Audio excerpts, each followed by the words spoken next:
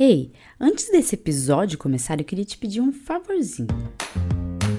Produzir esse conteúdo semanalmente exige bastante esforço daqui. E nada disso é remunerado, sabia? Pelo menos ainda não.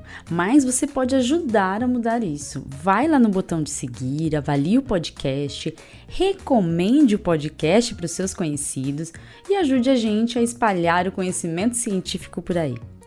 Mas se você pode ajudar mais, apoie o Escuta Ciência, apoie com valores a partir de R$ 2 e ajude a gente a crescer. Ah, e com esse apoio você vai entrar, se quiser, é claro, em um grupo nosso, onde vai poder estar em contato direto com quem produz o podcast. Para você apoiar o podcast, basta entrar no www.apoia.se/Escuta Ciência Podcast. Ou ainda você pode apoiar pelo PicPay, procurando lá o Escuta Ciência Podcast. Ah, mas você prefere fazer um Pix? Não tem problema, use a chave escutaciencia@gmail.com e faz o Pix. Apoie como puder, seja compartilhando, avaliando ou até mesmo dando aquela ajudinha financeira que colabora e muito com os gastos que temos para colocar o Escuta Ciência ao ar semanalmente. Agora chega de conversa e vamos ao episódio. Escuta a ciência. Você é do tipo que mata a cobra e mostra o pau? Ou é do tipo que escuta a ciência e vai hoje aqui aprender por que você não deve matar a cobra, nem mostrar o pau, e deve, na verdade, saber como se proteger de acidentes envolvendo serpentes peçonhentas? Escuta a ciência. Oi, gente! Eu sou Letícia Sarturi, sou mestre em imunologia e doutora em biociências e fisiopatologia, e este é o Escuta Ciência. Hoje com um papo de cobra, porque nós temos como convidado muito especial, um convidado muito especial mesmo, que vai falar tudo o que você precisa saber sobre acidentes envolvendo serpentes peçonhentas. Bem-vindo ao Escuta Ciência, Cláudia, é um prazer ter você aqui, e agora o microfone é todo seu para você se apresentar aí para o pessoal. Obrigado, Letícia. É muito bom estar aqui com você, com todos os seus ouvintes aqui do Escuta Ciência, que é um podcast que eu curto bastante também, todo mundo curte, eu sei. Bem, para me apresentar, vamos lá. Eu sou biólogo, né? Sou Cláudio Machado, biólogo carioca, vascaíno, com uma filha linda. Isso são as coisas mais importantes. Agora tem o outro lado, vamos para o lado profissional, né? Eu sou formado pela UERJ, né, em zoologia, basicamente, né, biologia, mas com ênfase em zoologia. Tenho mestrado em comunicação, informação e saúde, e a minha divulgação científica começou já no mestrado. Tenho doutorado em medicina tropical e trabalho com serpentes. Na verdade, trabalho hoje no Instituto Vital Brasil, vou fazer 28 anos lá. Por um bom tempo eu trabalhei coordenando o serpentário, a criação de serpentes para a produção de veneno, para a extração de veneno para a produção de soro. E atualmente eu estou trabalhando numa assessoria de ensino e divulgação científica, por razões óbvias. Olha só que legal, né? Assim, tem muita experiência para falar com a gente sobre esse assunto. E esse assunto é bem importante, né, Cláudio? Porque, assim, a gente às vezes pensa que estamos dentro de uma cidade grande, a gente está longe da probabilidade de acontecer esse acidente. Eu não posso falar muito isso porque eu vou para o interior direto, eu vou para o Mato Grosso do Sul, já fui para o Pantanal e a minha família é do Mato Grosso do Sul, né? Então estou sempre andando até em área rural, que eu acho que é uma área mais perigosa para esse tipo de acidente, mas eu não sou bióloga e eu sei muito básico, eu sei das coisas muito relacionadas à minha área, à imunologia, que a gente também vai comentar um pouco de coisa aqui relacionada à imunologia, decorrente aí do uso de soro antiofídico, por exemplo, nesse episódio. Mas antes de começar, eu vou só fazer uma perguntinha, daí eu já pergunto o que eu quero perguntar para você depois. A gente tem que falar cobra ou serpente? Essa é uma das perguntas que as pessoas mais fazem, porque tem algumas crendices aí. Vocês vão ver que em serpente muita coisa é crendice. Eu diria que a maior parte das coisas que as pessoas sabem ou pensam saber sobre serpente são crendices. Essa é uma delas. Né? cobra e serpente, na língua portuguesa, eles são sinônimos. Não existe a menor diferença. Essa confusão vem do inglês. No inglês, a gente tem duas palavras que representam grupos diferentes de cobra. A palavra snake, que são as cobras de uma forma geral, e a palavra cobra, que são as najas, porque vem de cobra de capelo, que é aquela extensão do pescoço de uma naja, né? O pessoal que já viu naja, ela levanta e infla o que a gente chama de pescoço, na verdade, não é nem pode chamar de pescoço, porque ela não tem cintura escapular, então não poderia ter pescoço. A gente está acostumado popularmente. Digamos que é quase um capuzinho, assim, né? Que parece que se alonga da cabeça. A aparência parece de um capuzinho atrás, é isso?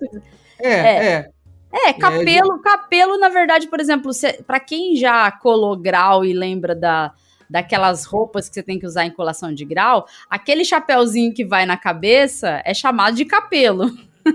Fazer uma associação, né? Tem uma associação daí. Mas, respondendo a tua pergunta, serpente e cobra, em português, são sinônimos. Então, você pode falar... o problema é o seguinte, né? Na parte científica, a gente trata mais como serpentes porque é uma subordem, né? Esses animais são répteis, né? Existe uma classe, a classe Reptilia, né? Dentro dessa classe eu tenho uma ordem, que é a ordem Squamata, que pega todos os escamados, digamos assim, né? Os lagartos, as cobras, os anfisbenídeos, e tem uma subordem serpentes, que antigamente o pessoal mais velho aprendeu como subordem Ophidia, e daí vem a palavra ofídio também, né, que também pode ser relacionado. Mas em português é a mesma coisa. Então a gente trata como sinônimo. É que popularmente as pessoas falam cobra, né? Tanto é que o meu canal não é papo de serpente, é papo de cobra. E quando a gente vai tratar com divulgação científica, né, é melhor a gente falar cobra porque atinge a população de uma forma geral. Serpente a gente guarda mais para a parte acadêmica.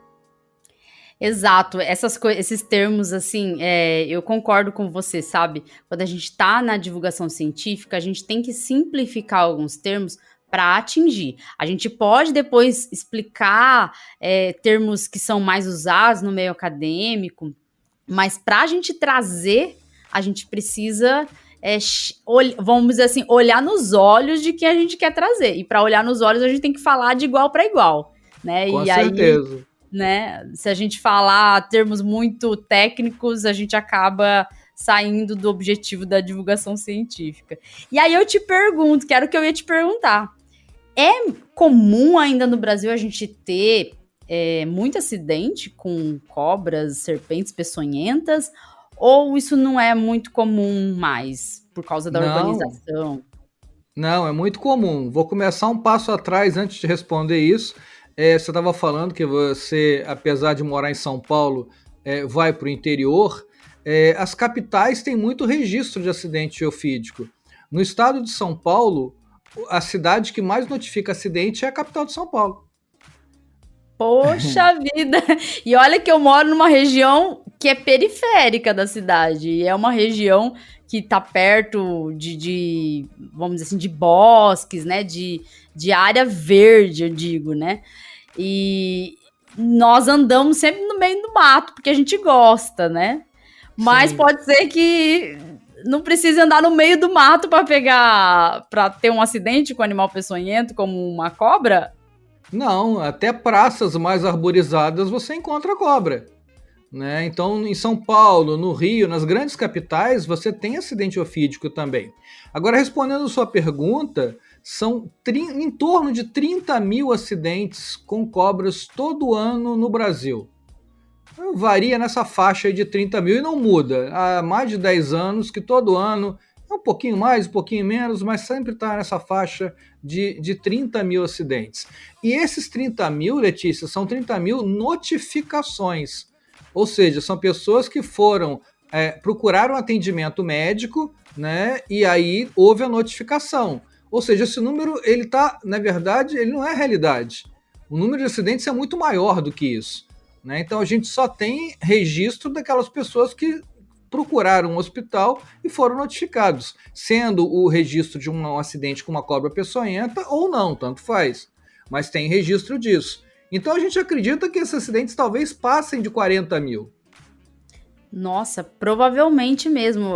Isso indica mesmo subnotificação, provavelmente, porque eu, conhecendo pessoas que vivem em cidade de interior e vivem até em zona rural, que já tiveram acidentes assim, eu vejo que muitas delas, às vezes, acabam não procurando uma ajuda, porque às vezes num caso ali tem lugares que já tem o soro antiofídico, já tem algum tipo de situação vamos dizer assim, independente, já tem um kit de primeiros socorros, alguma coisa assim, e eu já ouvi falar de muitos casos, talvez sejam lendas, assim, dentro dos parentes, não, era uma cascavel, eu tenho certeza que era uma cascavel, e aí eu vejo que não falam de procura ao médico, alguma assistência em saúde, e aí eu fico preocupada, assim, né, porque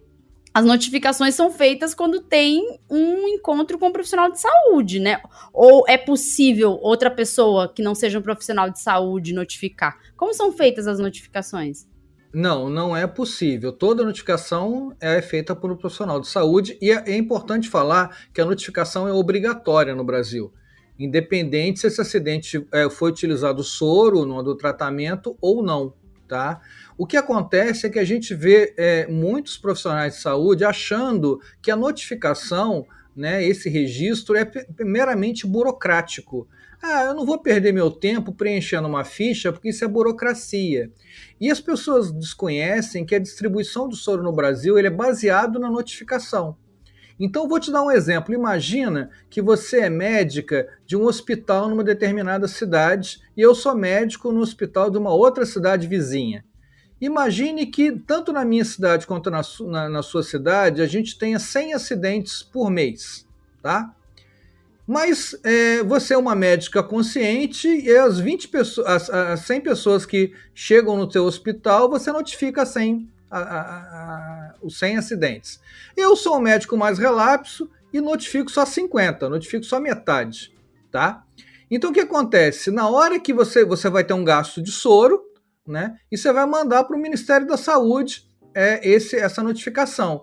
E eles vão te dar, no ano seguinte, a quantidade de soro que você notificou. Aí eu gastei X ampolas, vou receber X ampolas. Se eu gasto X ampolas, mas só notifico metade, para o Ministério parece o quê? Que eu ainda tenho metade do meu estoque. Então o que eles vão fazer no ano que vem? Vão me dar só a outra metade. E, na verdade, era uma coisa falsa. Eu acabei com o meu estoque. Eu só não notifiquei. Ao longo prazo, o que vai acontecendo? A minha cidade vai recebendo pouco soro, enquanto a sua está recebendo a quantidade normal. E aí muita gente fala assim, mas na minha cidade eu fui lá e o médico falou que não tem soro. Será que ele está notificando? Pois é, isso aí é importante, porque assim, quando a gente fala de doença infecciosa, que é de notificação compulsória, a gente vê a importância, fala, olha, tem que notificar, porque pode se tratar de um surto que necessita aí de ações do Ministério da Saúde, mas veja, a presença do soro antiofídico se dá nos locais por distribuição do Ministério da Saúde, então a gente precisa mesmo desse sistema, e talvez esses casos que eu te falo são casos que não são notificados, né, porque eu já morei em cidade interior, no Paraná já conheci gente que mora e trabalha em zona rural, que contam sobre acidentes, e infelizmente eles quebraram então vamos dizer assim, um planejamento de previsibilidade do Ministério da Saúde por conta dessa falta de notificação. E aí as pessoas pensam que é só lá, não, tem o soro, vai lá, resolveu. E é duro saber que até profissional da saúde pensa isso. Resolveu, tá resolvido e não pensa em previsibilidade, né, para o futuro daquela cidade. Enfim, eu penso que essa subnotificação vem muito também da cultura de pensar que resolveu o problema, tá resolvido, mas não se pensa no depois, né? Uma cultura que, infelizmente, a gente vê até mesmo durante a pandemia a gente viu muitos casos assim, né, de Sim. pessoas pensando assim, se resolveu, ok, não precisa mais tomar vacina, não precisa mais fazer nenhuma ação, se acabou,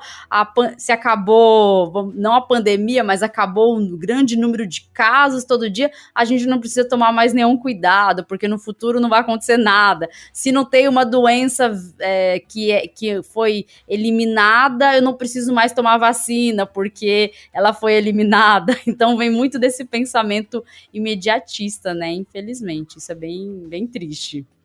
E outra coisa, além da notificação ser feita, ela tem que ser feita com qualidade, né? Porque você tem que preencher uma ficha, você coloca os sintomas que aquele paciente apresentou, para a gente saber se o soro administrado, se é que foi administrado, é um soro correto, né? E isso é importante a gente falar, o soro não é geral, o soro ele é específico. O cientista Vital Brasil, há mais de 100 anos atrás, já descobriu isso para a gente. A gente tem o soro antiofídico, ele depende do grupo de cobras, porque ele é feito a partir do veneno daquele grupo de cobras, né? Então, o que na notificação tem? Tem os sintomas que a pessoa apresentou quando ela chegou no hospital. Baseado nesses sintomas, o profissional de saúde vai verificar se foi uma cobra peçonhenta, se não foi, e no caso que tenha sido, qual é o grupo que causou o acidente, para a gente poder aplicar o soro de forma correta.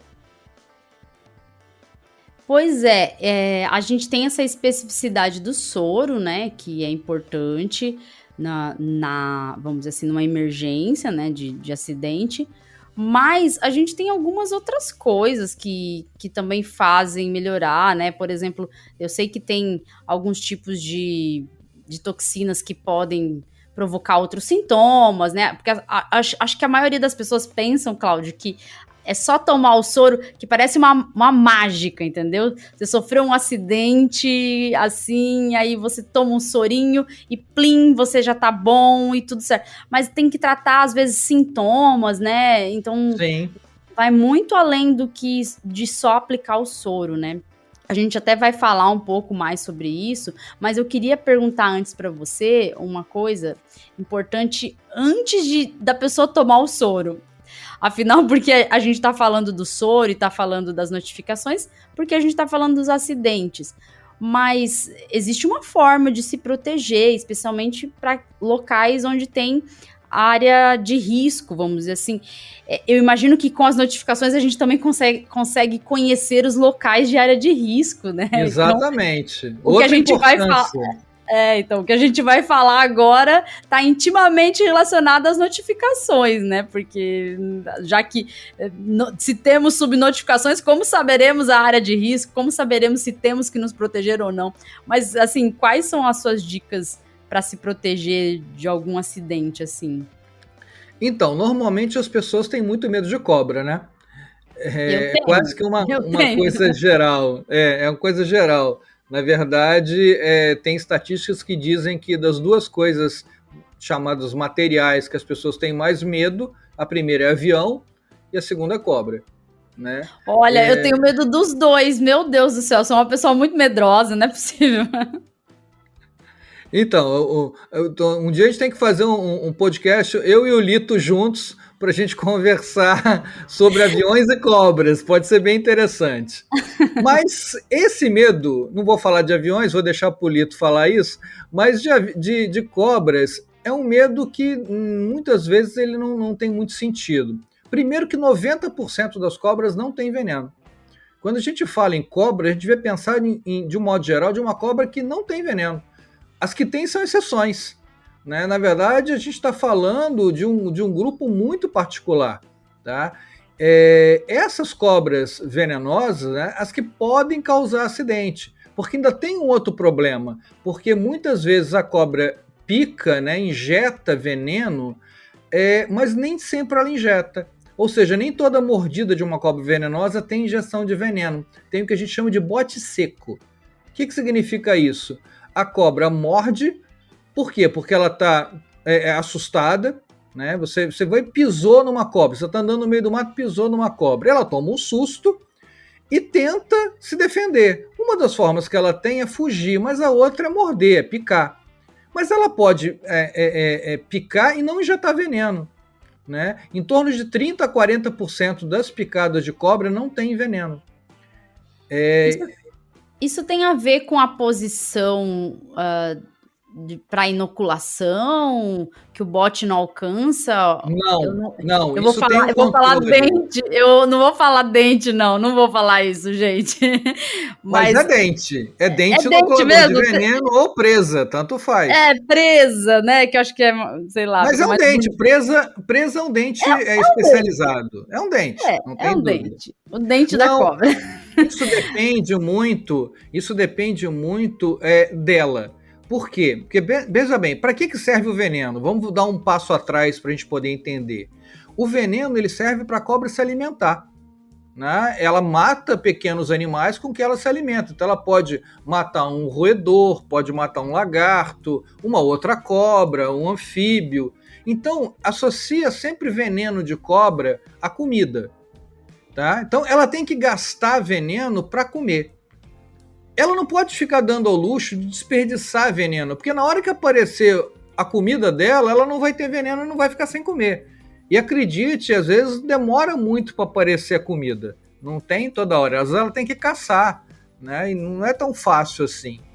Quando ela causa um acidente com a gente, e a palavra acidente significa justamente isso, um acidente, nem eu gostaria que acontecesse, nem a cobra gostaria, né? Ela pode tentar resolver o problema afastando você, Letícia, e talvez não precise gastar veneno. Ela pode morder, vai doer, porque os dentes, as presas vão entrar na sua pele, isso vai causar uma dor, e você vai tirar o pé, vai tirar a mão, e ela resolveu o problema, olha que legal, sem gastar uma gota de veneno, é a melhor solução que tem.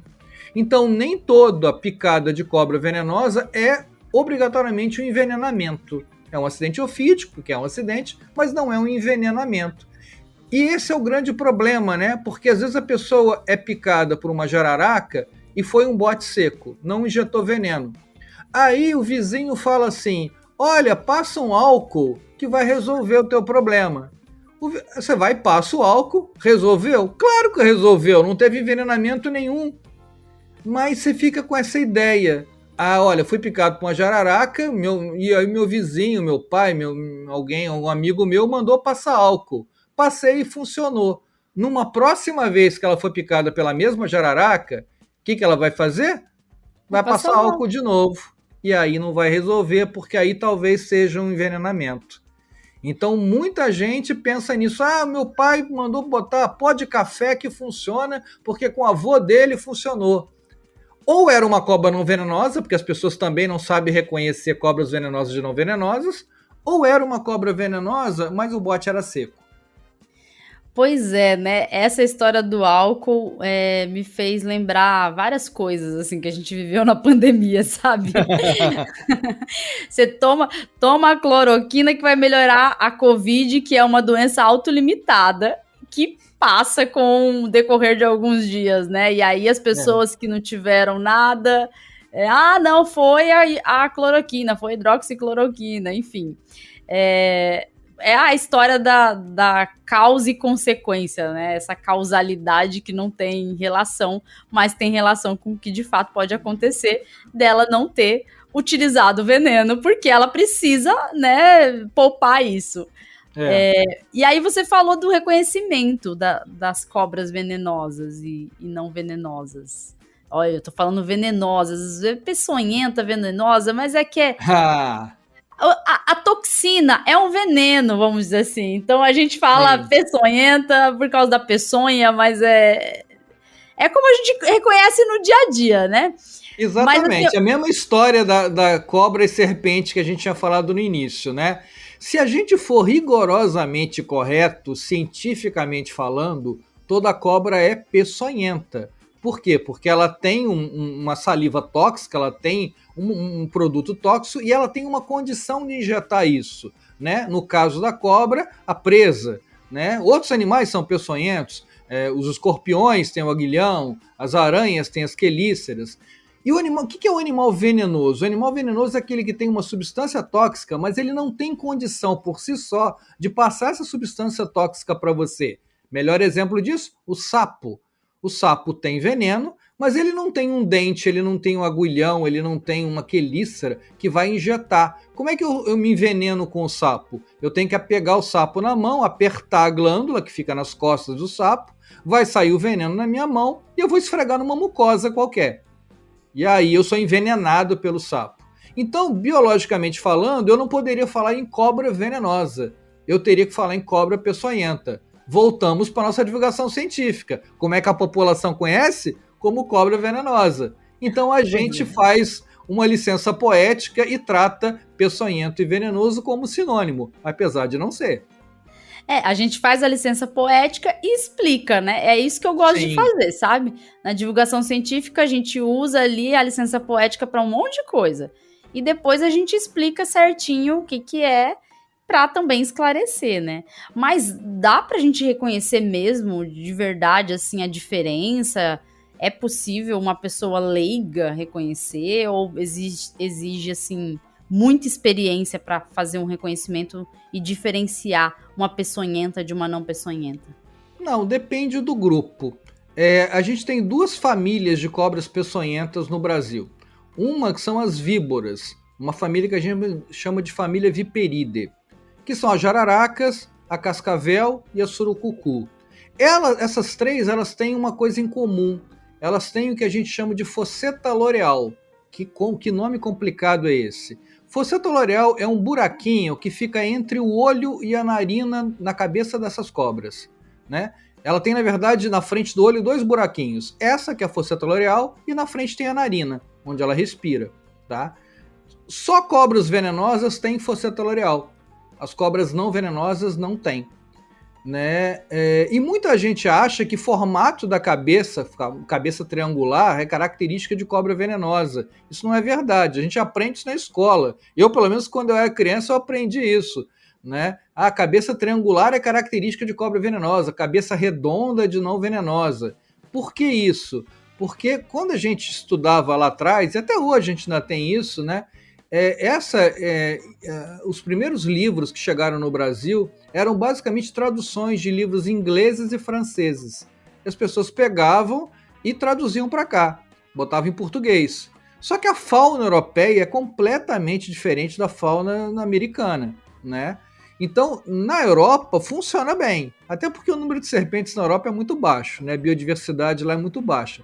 Então lá, se você falar cabeça triangular, na Europa acho que você acerta em quase 100% dos casos. No Brasil isso não funciona, tá? Então a gente tem que esquecer a ideia da cabeça triangular e olhar essa coisa da fosseta loreal. Aí você vai dizer assim, mas é difícil de ver? Não, não é difícil se você sabe o que você está procurando. Infelizmente, quando alguém fala assim, um amigo seu fala, Letícia, eu encontrei uma cobra. Aí você fala, que cobra era essa cobra? A pessoa normalmente dá uma característica geral, né? Fala, era um bicho grande, tinha mancha, era cinza, era marrom, era assim, assado. Ou seja, ela se preocupa com a característica como um todo e não se preocupa com um detalhe. Essas características todas não me interessam, eu não consigo a partir daí, pelo colorido, pelo desenho, pelo formato da cabeça, saber se essa cobra é venenosa ou não. Eu tenho que saber, tem fosseta loreal ou não tem? Tá? Então já sei que era uma cobra venenosa. Mas tem a outra família, lembra? Eu falei, eram duas famílias, a família Viperidae e tem a família das corais verdadeiras, né? Que são cobras extremamente venenosas, né? Que tem um veneno neurotóxico muito forte. E essa família, ela não tem fosseta loreal, né? Essa família são aquelas cobrinhas corais que o pessoal conhece como animais menores com anéis vermelhos, pretos e brancos, tá? Então essas são as corais que têm veneno. Mas aí também não é tão fácil, porque eu tenho cobras que imitam o padrão das corais verdadeiras, que a gente chama de falsas corais, que são corais que não têm veneno. Elas parecem corais pelo colorido, né? E aí confunde um pouquinho. Então, a grande maioria das cobras, né, jararaca, cascavel e surucucu, tem fosseta loreal, então eu consigo reconhecer fácil. As corais é um pouquinho mais complicado. E aí a gente sempre fala, viu um animal com padrão de coral, com esse anel vermelho, preto e branco, considere como sendo verdadeira. Pode ser que não seja. Pode ser que seja uma coral falsa que não tenha veneno. Mas se você não encostar nela, não tem acidente. né? Então isso é muito, muito bom. Tá? E tem coral que nem tem esse padrão, tem coral toda preta. Na Amazônia a gente tem coral toda preta, né? Tem uma variação muito grande de coral. Tem outra crendice também, já que a gente está falando de coral, o pessoal fala assim, mas se o anel vermelho toca no anel preto, essa coral é verdadeira. Isso é uma característica dos Estados Unidos. Os Estados Unidos, você sabe quantas espécies de coral tem nos Estados Unidos? Não tenho ideia. 3 espécies de coral verdadeira nos Estados Unidos. Sabe quantas tem no Brasil? Mais de 30. Então eu fiquei imaginando, porque o Brasil tem uma biodiversidade tão grande. Então não funciona. É outra coisa que as pessoas pensam muito. Então, viu o padrão de coral? Esse padrão clássico de vermelho e preto? Considera como sendo verdadeiro. Coral não dá bote, diferente da jararaca, cascavel e surucucu, corais não dão bote. Você tem que pegar a coral na mão para ter acidente. Então, um acidente por coral normalmente é causado por alguém que foi tocar no bicho. Quem? Criança, tem muito acidente com criança. Pessoas embriagadas, infelizmente. Tem muito vídeo na internet com pessoas que estão embriagadas e acabam brincando com coral. E eu costumo brincar dizendo que alguns youtubers que querem muito view, muito like, e aí resolve pegar o bicho na mão e às vezes não dá muito certo. Né? Então tem um pouco disso também. Não, mas assim, até chama atenção, né? Porque para criança eu até imaginaria. A criança tem curiosidade, ela quer descobrir o mundo. Ela vê porque ela é bonita, né? Uma coral linda, é bonita. Linda. Então, assim, você tem curiosidade, dá vontade de tocar, mas, né, não dá. Fora que, assim, tem uma série de outras coisas, além de não tocar, de respeitar o espaço, eu penso assim, né? A gente tem algumas atividades que podem acontecer acidentes, realmente. Mas existem pessoas que veem cobras em algum lugar e já vão lá mexer. E isso, eu, por exemplo, eu quando eu morei em cidade interior, já aconteceu da gente pedalar e a gente viu uma jararaca. No caminho, na estrada. Ela não estava atrapalhando ninguém. Ela tava ali, uma estradinha morta, de terra, e ela tava ali. Aí, gente indo mexer com um pauzinho. Pra quê? Pra quê, né? Assim, a gente chama isso... a gente chama isso de acidente ilegítimo. O que a gente fala é o seguinte, se você viu uma cobra, só tem acidente se você quiser. Se você não quiser, não tem acidente. Tá? Os acidentes, eles acontecem quando você não vê a cobra. Você pisa nela, toca nela. Isso é um acidente clássico. Mas você viu a cobra, não tem chance nenhuma de ter acidente. Nenhuma. A não ser que você queira lá mexer, como você falou. Ir lá tocar no animal, pegar no animal, irresponsavelmente, aí o acidente acontece, infelizmente. Pois é. Mas para quem trabalha em área de risco, essa pessoa tem que tomar cuidado porque só pode sofrer um acidente legítimo, né? E aí que aquelas recomendações de cuidado para um acidente vêm, né? Eu não sei, resolve mesmo, por exemplo, usar botas, galochas? Claro. Resolve? Sim. É fundamental que as pessoas usem EPI, né? Um equipamento de proteção individual. Então, indo para o mato, o ideal é bota com perneira, que vai até o joelho. Essa é a situação ideal. Vamos ser práticos. No dia a dia, nem todo mundo tem uma bota de couro com a perneira. Então vamos começar a diminuir. É claro que sempre é um risco, mas vamos começar. Se tiver uma bota sem perneira, ainda é bom. Um sapato fechado, um tênis e uma calça jeans já ajuda. Claro que o risco está aumentando, eu estou diminuindo a minha proteção. Qual é o grande problema? As pessoas que trabalham em um campo trabalham normalmente com o quê? Chinelo de dedo ou descalças. Até pelo conforto, porque é muito quente, né? E a gente está falando só de gente que trabalha. Pensa no pessoal que faz trilha, pessoal que faz caminhada, né? Tem que estar pelo menos com o sapato fechado. Né? Se não pode comprar uma bota, se não tem condição, pelo menos um tênis, um sapato fechado. Não é para andar no meio do mato de chinelo de dedo, nem de sandália. Né? Isso é muito preocupante. Muitos acidentes acontecem com pessoas que fazem trilha. Eu montei um curso só para as pessoas que fazem trilha aprenderem a lidar no campo e se planejar para fazer a trilha. É um curso que é online totalmente, que chama Tem Cobra na Trilha. Ai, que E legal. aí é um curso de 5 horas, super completo, que eu recomendo muito para quem faz trilha. Foi um pedido do pessoal, dos trilheiros, dos montanhistas, que não tinha material sobre isso, específico sobre isso. E aí eu montei um curso para isso, para poder Vamos, ajudar esse vamos pessoal. colocar, vamos colocar o link do curso na descrição do programa, Cláudio, porque daí a gente divulga também aqui, para quem tiver Beleza. interesse, né? Assim, você falou da perneira, eu lembrei, porque a minha irmã, ela é agrônoma, apesar de que hoje ela é o tipo de agrônoma que trabalha em escritório. Ela trabalha gerenciando o comércio de soja, então já não é muito do campo.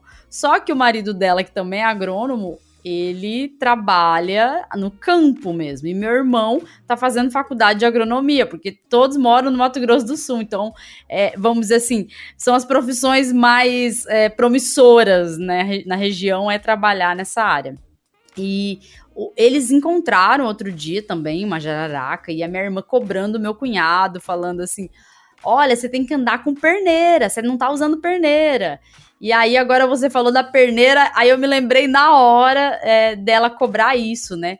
E você veja, mesmo essas pessoas que andam, encontram muitas jararacas que são bem comuns lá na região, essas pessoas, mesmo encontrando, elas não tomam o devido cuidado e não usam o EPI adequado quando precisam usar. Na minha cidade natal, só para você ter noção, já foi encontrado jararaca dentro de um pé de alface. Essa notícia saiu na TV. Eu arrisco de. Peraí, eu não sei a história, mas eu arrisco dizer que essa notícia é falsa. Ah, é? Então, saiu na TV falando que era uma jararaca. Eu até procurei aqui no Google, mas assim, jararaca no pé de alface. Tá no Não, G1, em deixa eu te 2008. explicar. Deixa eu te explicar o que acontece. Isso é muito comum. As pessoas não sabem reconhecer cobra venenosa, né? Algumas cobras vivem basicamente no alface. É um grupo de cobras que a gente chama de dormideira. Por que ela está no alface? Porque ela come, sabe o quê? Ela come lesma, ela come caracol. Aonde que ela pode encontrar uma lesminha? No pé de alface. Só que esse bicho ele é marrom, bem pequenininho, né? E quando você pega ele, ele força a cabeça no chão para colocar a cabeça meio de formato triangular. E aí as pessoas falam: encontrei uma jararaca no alface. Normalmente é uma dormideira, tá? É muito raro Deve você ser. encontrar uma jararaca. A história é verdadeira, mas a identificação do animal certamente é ao contrário. Você vê muita história de dormideira no Twitter, volta e meia alguém posta que encontrou num vegetal, no alface, em couve também é comum, tá? Repolho, você encontrar dormideiras ali. O bicho é totalmente inofensivo, a não ser para os caracóis e para as lesmas. Então, inclusive na notícia, que é de 2008, mas eu me lembro dessa notícia aparecer no jornal Hoje, na época. Eu falei: olha só minha cidade ficando famosa. E eu vi a notícia aqui, procurei no G1, e tá dizendo que é um filhote de jararaca. Ou seja, é uma versão menor, então provavelmente não é uma jararaca. É incrível isso, né? As pessoas não conhecem, né? E aí elas tendem a criar o sensacionalismo, né? É uma cobra muito venenosa. E jararaca, o nome jararaca é muito popular, né, na população, né? É muito, muito comum. Então, você pergunta assim, que bicho é esse? O cara fala: é uma jararaca. Na verdade, ele quer dizer que é uma cobra. Mas ele fala jararaca e podia ser o bicho que fosse, a espécie que fosse. Agora, realmente, a gente tem que ficar atento, porque jararaca a espécie mesmo, é o grupo que mais causa acidente no Brasil. 90% daqueles 30 mil que eu falei são causados por jararaca, né? A segunda colocada é cascavel, é 7%. Olha a diferença, 90% para a primeira colocada, Nossa. 7% para a segunda. Aí você vai dizer assim: poxa, mas Cláudio, por que essa diferença é tão grande? Pelo hábito do animal. Jararaca vive em área de mata, em área urbana e periurbana, mas normalmente em área de mata. A segunda colocada, que é cascavel, tem duas vantagens aí. Primeiro, que ela vive em área aberta, então você vê a cascavel. E segundo, uma característica que a cascavel tem, que é o chocalho na ponta da cauda, né? E ela faz barulho. Quando ela faz barulho balançando a cauda, você escuta. E aí chama a atenção que tem uma cobra ali e aí você se afasta dela. Ou seja, você viu a cobra, aquilo que eu falei, não tem acidente. Repare que o fato de ver ou não ver a cobra, como é que muda a frequência de 90% para 7%. Pois é, verdade. É um alerta até importante, assim, para quem tá em região que tem mais risco, até para buscar não usar, por exemplo, fone de ouvido, né? Porque Sim. você pensando assim, você vai ter um barulho que pode te alertar. E muita gente hoje em dia faz tudo com fone de ouvido, né? A gente vê na rua, na cidade, aqui em São Paulo, que é um caos, que você pode ser atropelado na rua, as pessoas andando com fone de ouvido, que eu acho um absurdo. Mas, enfim, é um alerta até legal para avisar nesse sentido. Mas me diga uma coisa, vamos supor que a pessoa não conseguiu se proteger de jeito nenhum, aconteceu um acidente. O que ela tem que fazer imediatamente e o que ela tem que fazer aí logo depois? Então, excelente pergunta, Letícia. Bem, a primeira coisa que ela tem que fazer talvez seja a coisa mais difícil que ela tenha que fazer. Mantenha a calma. Ela e todo mundo que estiver ao redor. Repara, é um acidente, vamos admitir que ela foi picada por uma cobra, a gente não sabe se a cobra era venenosa a princípio, né? Mesmo que ela seja, a gente não sabe se teve injeção de veneno. Então, a primeira coisa, mantenha calma. A pessoa vai morrer imediatamente? Não, isso nunca vai acontecer, tá? Então, mantenha calma e fique deitado. E aí vai depender, obviamente, em que situação você está. Se isso aconteceu no quintal da sua casa, se isso aconteceu numa trilha, em cima de uma montanha, é claro que varia tudo isso. Então a ideia é, fique em repouso.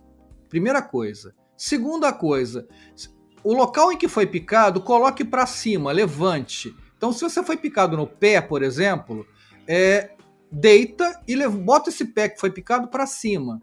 Para quê? Para que esse veneno comece a se espalhar. A maior parte dos envenenamentos são acidentes que são necrosantes, que destroem o tecido. Se eu concentro o veneno ali, ele vai agir muito rapidamente, tá? Então, o que eu tenho que fazer? Levantar o pé, se foi na mão, levantar o braço, tá? Lavar o local com água e sabão, se for possível, tá? Ah, por causa do veneno? Não, por causa das bactérias que a gente tem na boca dessa cobra. Muitas vezes não tem envenenamento, mas você tem uma infecção bacteriana. Eu já vi acidentes em que o envenenamento aconteceu junto com uma infecção bacteriana. O envenenamento a gente resolveu em 2 dias. A infecção demorou 1 mês. Então, lavar com água e sabão é fundamental, se for possível. E ser encaminhado o mais rápido possível para um hospital que tenha soro. E para isso eu tenho que saber qual é o hospital que eu vou. E por isso, Letícia, eu tenho que ter uma coisa que a gente chama de planejamento. Então pensa bem, você está lá na sua cidade, lá no Mato Grosso do Sul, né, que você falou? Mato Grosso do Sul, Então, se você for picado por uma cobra no Mato Grosso do Sul, na sua cidade, tem polo de atendimento com soro na sua cidade?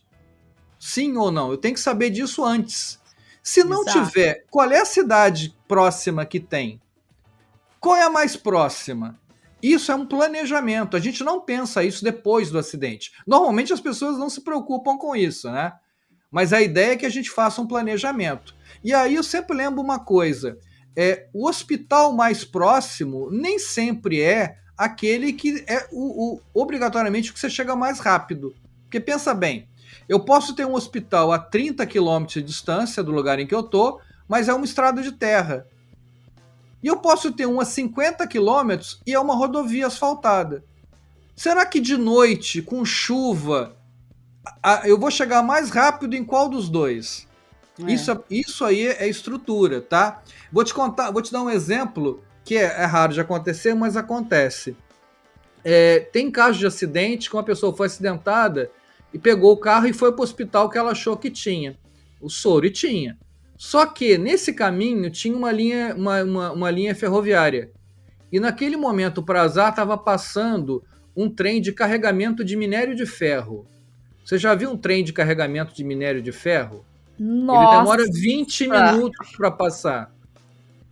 Meu Deus. Ou Davi. seja, a pessoa demorou muito para chegar porque simplesmente ela ficou presa entre o trem e o hospital, né? Então, esse tipo de planejamento a gente tem que ter antes, né? Então, fundamental é isso, mantenha calma, coloque o membro afetado levantado e vá para o hospital. Isso é o que a gente tem que fazer. E lavar com água e sabão, se for possível. Agora, mais importante do que fazer é o que não fazer. Então, você não corta o local da picada para tentar apertar para ver se o veneno vai sair. O veneno não vai sair, tá? Um dente de cobra, uma presa de cobra, tem até 2 centímetros de comprimento. Tá? Então, quando ela morde, ela pode injetar até 2 centímetros de profundidade. Isso o veneno já caiu na corrente sanguínea e também na corrente linfática, que as pessoas esquecem. Ou seja, cortar o local e apertar não vai resolver nada. O que vai fazer? Abrir uma porta para a entrada de bactérias que estão na boca da cobra, na tua própria pele, inclusive na faquinha ou no canivete que você usou para cortar, porque eu duvido que você tenha um instrumento estéril no meio do mato. Não, Tá? Você bisturi, já né? causou um problema, já causou um problema. Então, nunca se corta, nunca se aperta o local da picada. Depois, nunca se passa nenhum tipo de substância. Tem muita gente que fala, pó de café puxa o veneno, alho picado puxa o veneno, folhas, ervas, nada disso, só está intoxicando mais ainda você. E principalmente, coisa que as pessoas infelizmente ainda fazem muito, nunca amarre o local da picada, nunca faça garrote ou torniquete. Isso concentra o veneno. Porque na cabeça das pessoas, o que é? Eu vou fazer o garrote para o veneno não me espalhar. E não é isso que a gente quer o contrário. A gente quer que aquele veneno se espalhe, para que ele não concentre e não destrua aquela área de tecidual que a gente foi picado. É justamente porque o veneno, ele a tendência, né, lógico, é ser depurado do organismo, e para ser depurado de alguma forma, você precisa que espalhe, né? Por Exatamente. exemplo, você precisa entrar em ação alguns sistemas que a gente tem para um sistema detox de verdade que a gente tem, apesar de que, é claro, são toxinas potentes, né, e que tem já uma ação local, que já vai ter algum efeito, mesmo fazendo esse cuidado que seria, vamos dizer assim, mais paliativo mesmo no momento ali, para evitar um dano maior, né? Exatamente. E outra coisa que a gente não deve fazer, que muita gente faz, tentar capturar a cobra ou matar a cobra, né? Você só está perdendo tempo e talvez você tenha o risco de ter um outro acidente. Ou com a mesma pessoa, ou com um colega que está lá tentando ajudar. Então esquece. Se o bicho estiver ali na sua frente, você puder tirar uma fotografia com o celular, sem correr risco nenhum, legal. Se você não puder fazer isso, não tem problema. Por quê? Porque o médico vai reconhecer pelos sintomas que a pessoa apresentar. Né? Então a gente vai saber se foi um acidente com jararaca, um acidente com cascavel, por surucucu ou por coral, que são os 4 tipos de acidentes que a gente pode ter de cobra peçonhenta no Brasil. E para cada acidente desse vai ter um soro específico. Pois é, as pessoas acham que tem que levar a cobra, né? Tem que levar para mostrar qual que foi a cobra. Acho que essa é a única forma de descobrir, ainda mais hoje, né? Que todo mundo tá pendurado no celular. Eu acho que é muito fácil tirar uma foto e mesmo com distância a gente consegue dar zoom, né? Uma foto segura que não seja, né, correndo atrás ali para pegar uma foto muito próxima e correr um risco de um acidente. No segundo se for possível, porque às vezes a cobra corre pro meio do mato, a pessoa vai atrás do mato para ver se acha. Não. E às vezes pode encontrar uma outra cobra e fotografar a cobra errada. Já tem isso também. Mas é engraçado essa história, né? Vou te contar uma curiosidade. Uma vez, era sábado, 11 horas da noite, eu tenho um grupo de WhatsApp com vários médicos, né, que a gente ajuda na identificação. O meu doutorado foi dentro de um hospital, né? Eu fiz medicina tropical, então eu tenho um pouco de contato com o médico. E uma vez me mandaram um zap, sábado, 11 horas da noite, no hospital, um médico. E aí era um balde com um jararacuçu, que é uma das maiores cobras venenosas que a gente tem, de 1,70 m. E aí, e as pessoas sempre me mandam foto de cobra, eu já respondo, já, não precisa nem pergunta, manda a foto, eu falo, é a cobra tal. Aí eu botei assim, é um jararacuçu. Ela falou, não, eu sei, o problema é que o jararacuçu tá dentro do hospital, dentro de um balde sem tampa. O que eu faço? O camarada botou o bicho num balde grande, sem tampa, e levou para dentro do hospital. Agora você imagina o caos que não foi o hospital. Quase meia-noite de um sábado, uma cobra ali dentro. Eu falei, o que eu faço? Não tem que fazer. Bombeiro não vai lá essa hora. Aí o que eu falei pra médica? Eu falei, você tem uma sala que não tenha janela? Eu tenho. Que ninguém use. Bota esse balde dentro da sala e tranca a sala com chave e quando amanhecer você chama o bombeiro. O máximo que ela vai sair do balde e vai ficar dentro da sala, né? E foi o que aconteceu. Você imagina o problema que é, ou seja, o cara estava acidentado, levou um jararacuçu lá, o maior problema ali não era o acidentado, era o que eu faço com esse bicho, para não causar um outro acidente. Então, gente, não levem nunca. Ele foi levar para um lugar onde tá todo mundo debilitado, um hospital, outras pessoas trabalhando e ali, imagina o risco. Mas assim, falando em ambiente hospitalar, a gente então vai buscar um soro antiofídico nesse ambiente. Mas, afinal, o que é o soro antiofídico? Como que funciona o soro antiofídico? Vamos lá, vamos tentar explicar o que é o soro e as pessoas acham que soro é uma coisa que você aplica e resolveu o problema, né? E não é bem assim. O pessoal que já escutou alguns podcasts aqui, alguns episódios aqui de imuno, vai entender bem, porque tem a ver com imunologia, né, Cláudio? Vai dar para entender legal. Só tem a ver, né? Então, o que acontece, né? O que é o soro, né? O soro é um grupo de anticorpos que estão ligados àquele antígeno que eu sofri o acidente, né? Por isso que o soro é específico. Como é que eu produzo o soro, né? A gente faz isso através do veneno desses animais. E aí vale soro para cobra, para aranha, para escorpião, o processo é o mesmo. O que eu faço? Vamos pensar num grupo, o grupo da jararaca. Só para servir de exemplo, mas poderia ser qualquer um, né? Eu pego algumas jararacas e tiro o veneno dessas jararacas, tá? Para quem trabalha em produção de soro, né, onde eu trabalho, o Vital Brasil, o Butantan aí em São Paulo, né, venenos de jararaca, eles não são aparentemente todos iguais, não. Tem uma variação regional. Embora tudo seja jararaca, o veneno, bioquimicamente falando, do macho é diferente da fêmea, é diferente do filhote. A jararaca de Santos é diferente do veneno da jararaca de São Paulo, do Rio, de Minas Gerais e por aí vai. Ou seja, eu tenho que fazer um pool de veneno. Faço um pool mais amplo que eu puder, porque o meu soro vai poder neutralizar com melhor eficiência, e vou injetar no animal. Que animal que a gente usa? Normalmente é um animal de grande porte. E tradicionalmente a gente usa o cavalo, né? Poderia ser qualquer outro animal? Poderia. Vital Brasil, quando começou a desenvolver soro, fazia em pombo.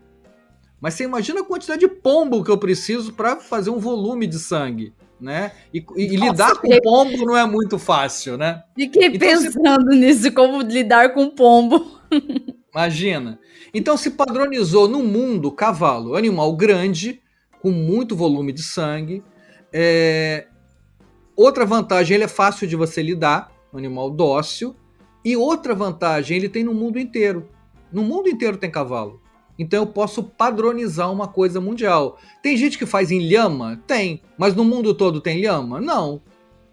Né? Pode fazer em camelo? Pode. Mas nem em todo lugar tem camelo. Então se padronizou cavalo, ok? O que eu faço? Eu pego e injeto esse pool de veneno no meu cavalo. Vai matar o cavalo? Não. Eu vou injetar uma quantidade pequena de veneno para que não mate o cavalo em doses bem pequenininhas e sequenciais. Normalmente 5 ou 6 doses. O que vai acontecer? Quando esse veneno entrar no sangue do cavalo, o cavalo vai começar a produzir anticorpos contra esse veneno. E vai aumentando a taxa de anticorpos no sangue desse cavalo. Vai chegar uma hora, e aí os veterinários já sabem, por experiência, quando é que isso acontece, que a taxa de anticorpo no sangue desse cavalo está muito alta. E não adianta eu injetar mais veneno, porque ele não vai produzir mais. Ele chegou no seu ápice, tá? que eu faço agora? Agora eu tenho um sangue cheio de anticorpo para jararaca, no meu exemplo aqui. O cavalo vai fazer uma doação de sangue para gente. Vamos tirar o sangue do cavalo. Vai matar o cavalo? Não, não vai matar o cavalo. É uma doação como a gente vai num banco de sangue e doa sangue. A gente não morre quando a gente doa sangue. O cavalo também não vai morrer. E é por isso que eu tenho que ter um animal grande, para que ele tenha muito sangue. Bem, tirei o sangue do cavalo, fiz a doação. Mas o que me interessa ali não é o sangue do cavalo, são os anticorpos. Só os anticorpos. Que está onde? Na parte líquida do sangue, né? Que a gente chama de plasma. Então, mas tem mais coisa além dos anticorpos no plasma. Eu tenho principalmente o que? As hemácias. Se eu tiro essas hemácias do cavalo, ele vai ficar o quê? Anêmico. Então o que eu faço? Eu separo o plasma das hemácias e devolvo as hemácias para o cavalo. Eu reinfundo essas hemácias no cavalo. E fica o que me interessa, que é o plasma. Esse plasma está cheio de anticorpo. Eu vou começar agora a fazer uma sequência de reações químicas, que não vale a pena aqui a gente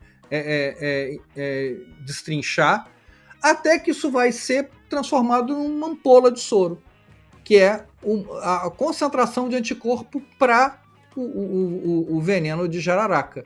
Então é essa ampola, esse soro que vai para o Ministério da Saúde, que vai distribuir para os hospitais no Brasil inteiro, graças ao SUS, vamos lembrar disso. No Brasil, esse soro ele é gratuito pelo SUS.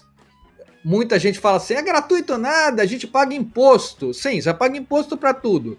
Mas o SUS ajuda nisso também. O seu imposto é utilizado no SUS também. E a gente tem o PNI, né? O Plano Nacional de Imunização, que mês passado fez 50 anos, a gente comemorou 50 anos do PNI. E graças ao PNI, os hospitais públicos no Brasil têm o soro gratuitamente, tá? E aí você pode ir nesse hospital e receber. Isso é importantíssimo, porque o soro, se tivesse que ser comercializado, ele seria muito caro.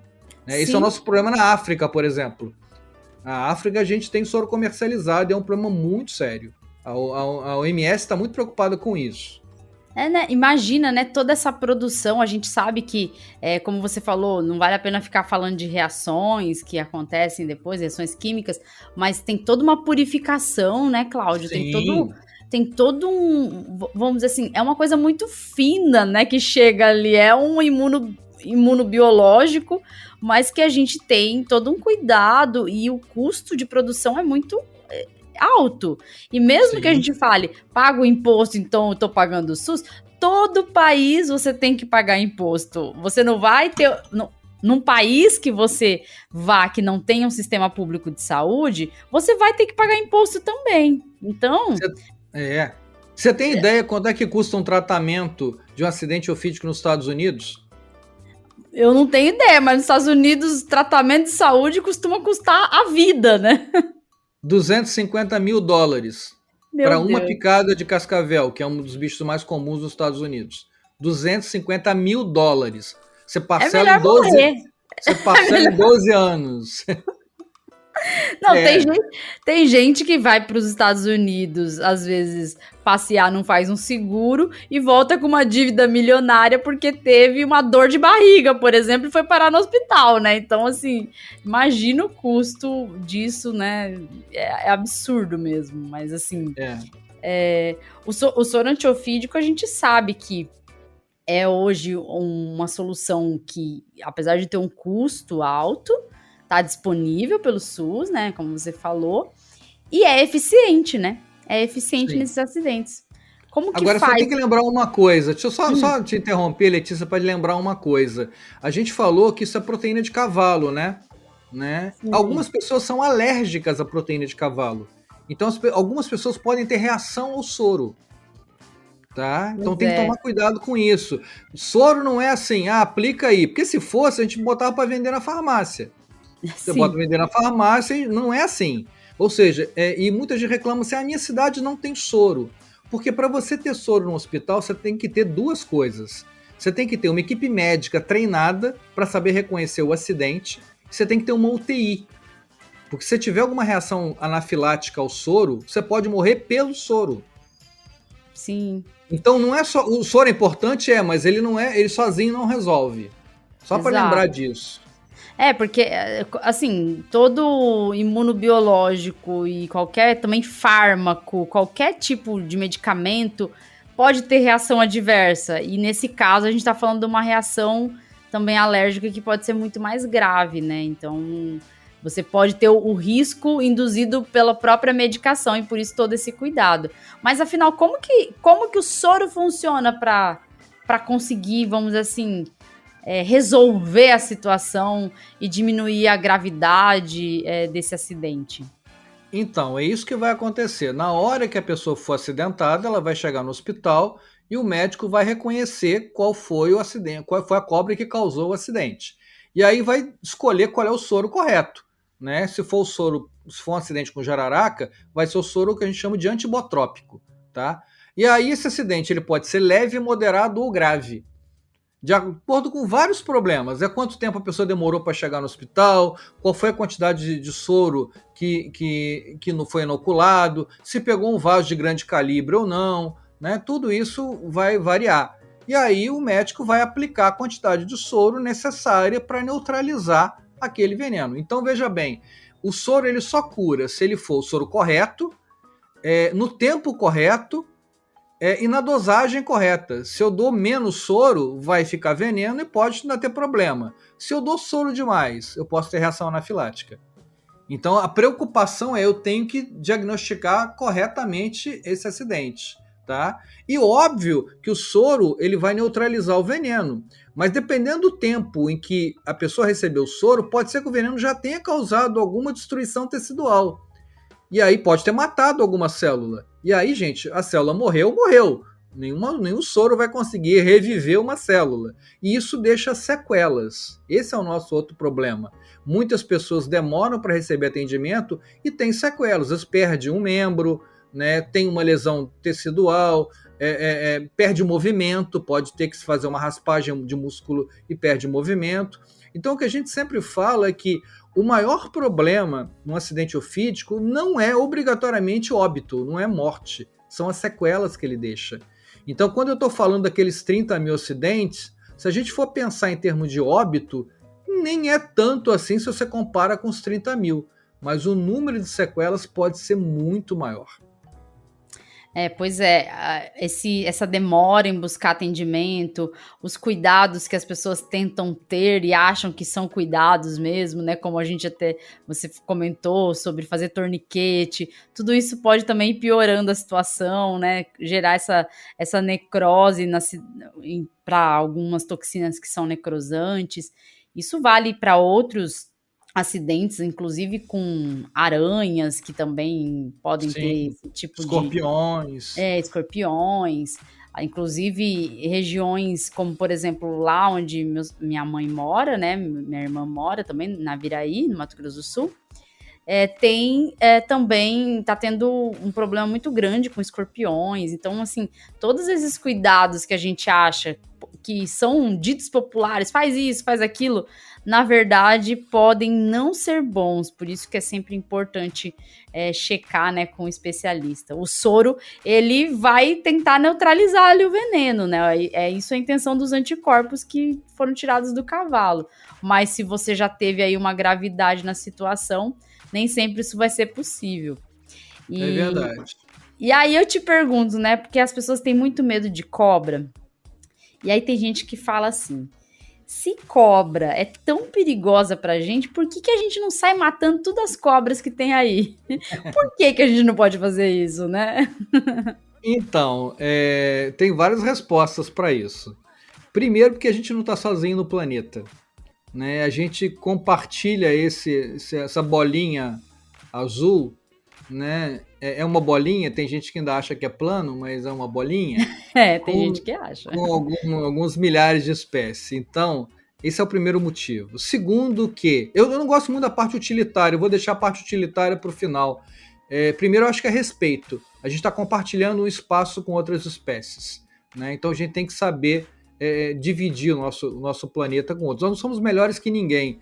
A gente só foi colocado no topo da evolução porque foi a gente que criou a evolução.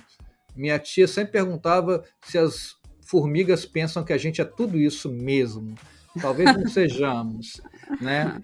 Outra coisa, esses animais têm uma importância ecológica absurda, né? A maior parte das cobras venenosas se alimenta de roedores, né? Então, se a gente acabasse, vamos supor que a gente pudesse magicamente estalar o dedo e acabar com todas as cobras da face da terra. Tem gente que fala assim, se eu pudesse, eu dava uma de Thanos, estalava o dedo e acabava com todas as cobras.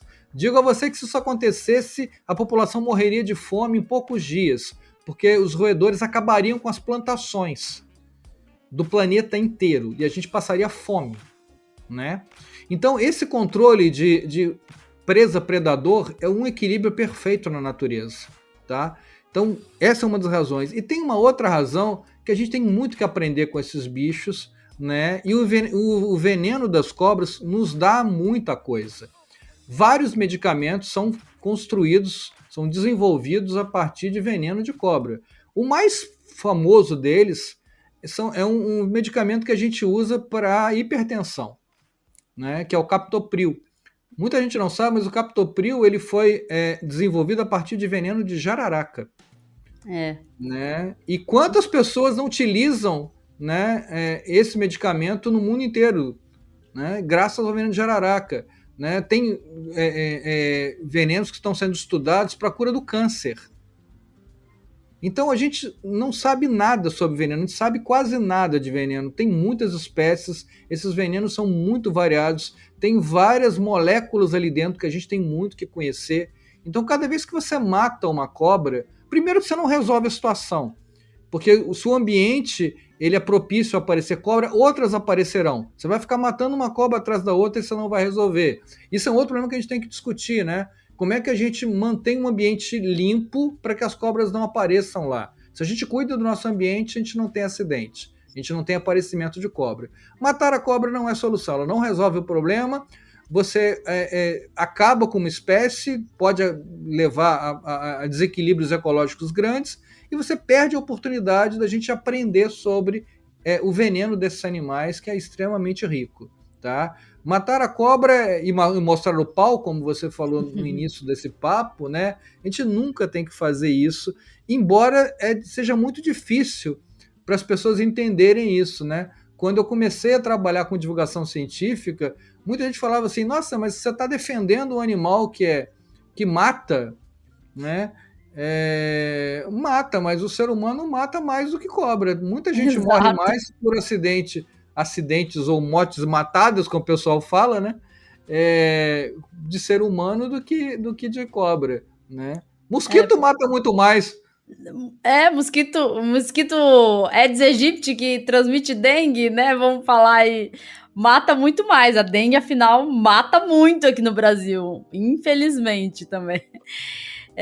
A gente tem esse pensamento, às vezes, que as soluções vêm da eliminação do que a gente acha que é um mal, né? Sem conhecer, sem um conhecimento. E isso vale para tudo, né? A gente vê hoje em dia até mesmo conflitos, guerras, em que se pensa que a solução é eliminar o outro lado, e a gente vê isso nas discussões no dia a dia, nas redes sociais, e infelizmente esse pensamento de achar que um bicho que está na natureza e que pode me fazer algum mal, na verdade só faz se eu tiver ali uma falta de cuidado, sofrer um acidente, ou se eu mexer com o bicho de fato, esse bicho poderia ser eliminado para eu ficar tranquilo invadindo um espaço que na verdade é do bicho. E aí eu fico pensando assim, no caso, por exemplo, até mesmo de quem trabalha com agronomia, tá num ambiente que é do bicho, tá invadindo. A gente sabe que a atividade de agricultura invadiu cada vez mais os espaços. Hoje no Brasil a gente tem um problema muito sério com isso, né, de falta de preservação de biomas. Eu fico muito triste quando eu vejo o Mato Grosso do Sul como era antes, quando eu era criança, e como é hoje, que não tem mais perto da cidade, minha cidade natal, nem tem muito mais verde como tinha. Tinha muitas matas, e essas matas foram sumindo com o decorrer do tempo. Então, eu acho que o que você falou é muito bom, de pensar assim, o lugar não é só nosso. A gente está aqui dividindo esse lugar com tantos outros seres e que a gente tem que respeitar. E faz parte, a gente não tem que pensar individualmente. Mas, infelizmente, né, Cláudia, as pessoas têm vivido aí nos últimos anos um pensamento cada vez mais individualista, né? Só a gente pensar o que a gente viveu nesses últimos anos de pandemia e a gente vê como que as pessoas são de verdade. E você falou, Cláudio, né, que eu falei ali no início, para não matar a cobra e não mostrar o pau. E, inclusive, esse vai ser o título do episódio: Não mate a cobra e não mostre o pau. Vai ficar aí com duplo sentido, as pessoas entenderem que a Se gente quiser mostrar o pau, até pode, mas matar a cobra nunca. né? Mas eu prefiro que não mostre o pau também. Enfim, Cláudio, eu queria, assim, antes de finalizar esse episódio, eu queria que você divulgasse as suas redes, divulgasse onde o pessoal pode te encontrar, como que pode acompanhar o seu trabalho. E a gente vai colocar também links lá na descrição do episódio, mas é bom já você aproveitar e falar aqui do seu trabalho e das suas redes para o pessoal poder te seguir lá. Então, a minha ideia foi criar um projeto chamado Papo de Cobra para poder levar conhecimento às pessoas através de vídeos curtos. A gente começou no YouTube, né, com vídeos de... Hoje em dia, falar de vídeo curto parece short, parece TikTok. Na época que eu fiz 10 minutos era um vídeo curto. Vídeo longo era vídeo do Pirula. Então, quando eu fazia 10 minutos, era vídeo curto. Mas agora parece que as pessoas estão enjoando e vídeo curto é 1 minuto. Né? É horrível isso. Mas a ideia é essa. A ideia é para o público levar ciência através de uma linguagem acessível para as pessoas. E aí a gente comenta os assuntos principais, ensinando a reconhecer as cobras, a evitar acidente, a saber o que faz em caso de acidente. Como eu te falei, tem o curso exclusivamente para o pessoal que faz trilha, que é o Tem Cobra na Trilha, e aí já é um público mais direcionado. E além disso, tem o Instagram, tudo é Papo de Cobra, no Instagram, no Twitter, e a gente recebe por e-mail, tem um e-mail papodecobra@gmail.com, as pessoas mandam foto nas redes sociais, e acho engraçado quando as pessoas falam assim: eu mandei uma mensagem, você respondeu. Eu respondo todo mundo. Porque a ideia é essa, a ideia é a gente conversar, né? Divulgação científica é uma via de mão dupla. A gente fala, a gente escuta, a gente aprende, a gente ensina, é tudo junto. Então, estou convidando a todo mundo que está ouvindo a gente a ir lá no YouTube, se inscrever lá no Papo de Cobra, ajuda muito a gente. E divulgação presencial também. Eu adoro viajar o Brasil inteiro, dando treinamento, dando palestra, uma coisa que eu gosto muito. Na verdade, o meu início foi assim, né? A gente rodava o Brasil inteiro dando treinamento. Já fui para o Mato Grosso do Sul, já fui para vários lugares, né? E eu curto muito isso. E dizer que esse tipo de atividade, de divulgação científica, é fundamental, principalmente com um grupo de animais que a gente tem, que são animais mal vistos, né? Cobras, tubarões, morcegos, são animais muito mal vistos pela população, e a gente tem que tirar um pouco dessa ideia. Eu brinco dizendo que tem o pessoal da fofofauna, né? Fofofauna são aquela parte da fauna que os animais são fofinhos. Todo mundo quer proteger o panda. Olha que lindo, o panda é lindo. A capivara. Né? A capivara, né? Todo mundo quer. Mas aí cobra, barata, tubarão, esses bichos são mal vistos. Então tem que ter um grupo de pessoas que leva essa informação para as pessoas e sem sensacionalismo. Né? Eu criei o canal justamente porque eu não gostava do jeito que estava sendo feito. Tem muita gente que faz isso para ter visibilidade, fala assim: olha como eu sou fantástico, eu pego uma cobra na mão, olha como é que eu sou maravilhoso. Isso não ajuda em nada, isso só atrapalha, mas infelizmente é esse grupo de pessoas que tem visibilidade, né? Porque as pessoas acham curioso e começam a acompanhar. Então tem canais, tem perfis com milhões de seguidores e faz todo um trabalho contrário que não ajuda absolutamente em nada. Então a minha proposta era fazer o contrário, é ir pela contramão do que as pessoas estão fazendo, e eu tenho dado sorte de ter ido na contramão e, graças a Deus, sem bater nenhum carro.